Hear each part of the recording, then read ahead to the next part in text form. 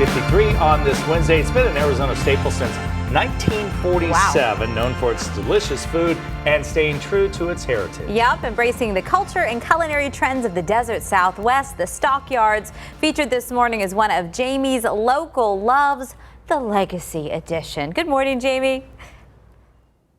Good morning. You know, you just step inside Stockyards here and you feel the history. 71 years old. This steakhouse founded, as you guys said, 1947. So I am in the Gold Coast room right now, but we wanted to take a stroll to the saloon because that is where you can really find and see some of the history and artwork that went into this place. I want to introduce Gary real quickly. He is the owner here. And Gary, you've had this place for 15 years. Right. You were in the restaurant business here in the Valley. What intrigued you about Stockyards?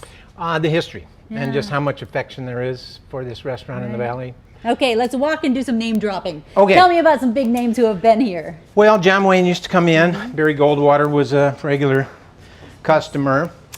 Clint Eastwood came in the 70s with his orangutan Clyde. Oh my. Yeah. So He said, make my steak. I think it was his, maybe his emotional support. Tell me about, I've done a local love over at the Tovry Castle. And the Tovry Castle and the Tovry people, they're connected to Stockyards. Yes, the Tovry family established the restaurant and the cattle pens on Washington back in 1919, and then they opened the restaurant in 1947. Okay, so it goes back to that family. Yes. And we're taking a look at some of these older photos. Yes. Tell me about the history of the restaurant and how it began. Who came here as far as were they doing deals with the Tovrys over cattle, or what was happening? There were 200 acres of cattle pens, 40,000 head of cattle, so there are a lot of cowboys here making deals. The Stockman's Bank was here. So in 1947, they decided to build a restaurant to feed all the cattlemen that were working the yards, and they built a small cafe and coffee shop. And that burned down in 1953, and they rebuilt the restaurant really big and added the bar and the back room, and in 1954. And is so when it much became- history that there's even a ghost story here. Tell me about There that. is some paranormal activity, according to the experts here. Yeah. Lady in the red dress sometimes frequents the restaurant. We've had cleaning crews that refuse to clean because of the things that they've heard and seen. So, Really? Yes.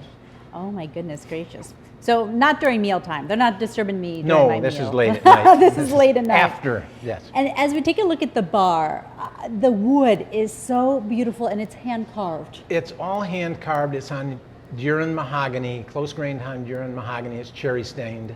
A gentleman named Russ Cap Cabinet Company carved the bar. It took him 3 months. He carved all the bar stools. They're original. This whole mahogany package in the bar was Russ. And these stools, it is so stunning. It took him 3 months, I think you told me. How much did he get paid back in? For the whole thing Yeah. that you see here, they paid him $15,000. That was it. That was it. That was it for Yeah. 3 months work and all this work that still stands here today. It is so beautiful. It is really beautiful. It's one of a kind And, piece. Gary, it smells amazing in here.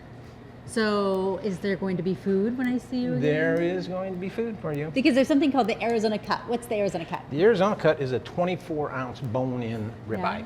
Oh. Yeah, fantastic steak.